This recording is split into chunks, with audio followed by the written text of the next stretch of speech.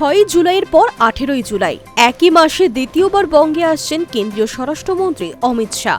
আগামী সপ্তাহে দুদিনের রাজ্য সফরে একাধিক কর্মসূচি রয়েছে তার।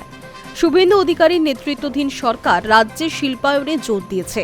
তারই অংশ হিসেবে ইতিমধ্যেই বেশ কয়েকটি কারখানায় কাজ চলবে, দ্রুত তা চালু হবে।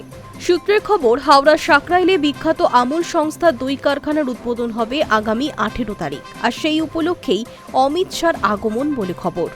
সেই সঙ্গে সাংগঠনিক বৈঠকও করবেন তিনি। হাওড়া সাকরাইলে দুগ্ধজাত পণ্য প্রক্রিয়াকরণের এক বড়সড় কারখানা তৈরি করেছে আমুল।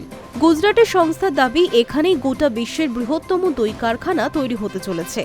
ডাবল ইঞ্জিন সরকার আসার পর শিল্পবান্ধব পরিবেশের ভরসায় আমুলের মতো একাধিক সংস্থা বাংলায় বিনিয়োগে আগ্রহী হয়েছে, এমনই দাবি রাজ্য সরকারের।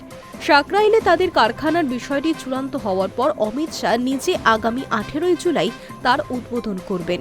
শাহের সঙ্গে ওই অনুষ্ঠানে থাকবেন মুখ্যমন্ত্রী শুভেন্দু অধিকারী, রাজ্য বিজেপির সভাপতি শ্রমিক ভট্টাচার্য, শিল্প এবং বাণিজ্য মন্ত্রী তাপস রায় রাও।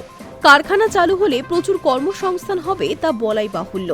এই সফরের দ্বিতীয় দিন অর্থাৎ 19 জুলাই অমিত শাহর মূলত সাংগঠনিক কর্মসূচি রয়েছে। রাজ্য বিজেপির শীর্ষ নেতৃত্বের সঙ্গে গুরুত্বপূর্ণ বৈঠকে বসতে চলেছেন তিনি। বঙ্গের শাসক দল হওয়ার পর এই মুহূর্তে ঠিক কোন পথে এগোবে সংগঠন তা নিয়ে সুনির্দিষ্ট রূপরেখা তৈরি করে দিতে পারেন স্বরাষ্ট্রমন্ত্রী।